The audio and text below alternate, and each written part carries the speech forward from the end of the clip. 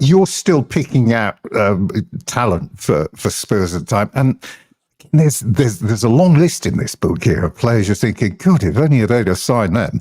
One was Petr Cech, that you recommended. Was this a cause of frustration that they seem to be letting a lot of talent slip through their fingers? Well, it's very difficult, to get a signing done, and also for decent money. In terms of Petr Cech, it was recorded at a board meeting. We had a close relationship with Slavia Prague, so I knew people in Czechoslovakia, as it was then. And there was no question. They were all talking about this young goalkeeper. I think it was a team called Balsami when he was just starting off. He was already 6'6", and he played in youth tournaments abroad for his country. It didn't happen in his case. He went into one of the Prague teams, and then he went to Rennes. And I think he went for about 8 million to Rennes. And of course, then the story is, of course, Chelsea signed him from Rennes. In fact, Hans Sagers, who worked with Glenn as goalkeeper coach, went to watch him, and he didn't do so well, evidently, according to Hans. And we kind of just let it drift. Chelsea came in and signed him. That would have been a great signing for Tottenham, no question.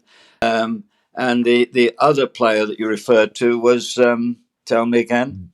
Diego, I went to Brazil. And unfortunately, within 24 hours of going to Brazil and meeting him at his apartment on the beach, he played for the great team Santos. They had some wonderful players: Elano, Robinho, who else? Renato, the centre back Alex, who came to Chelsea. Elano went to Man City.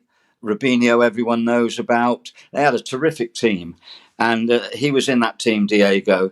And unfortunately, the father took more of he had an agent at the time, but then the father took over the percentage that the agents had. The father went and got more of the pie type of thing. And I remember it was a university professor who then was the president or the chairman of the club. But it got out that we were over there looking at him. And as you can imagine, then all of a sudden they started talking about, well, it's going to be more money. And then they said there was other clubs interested.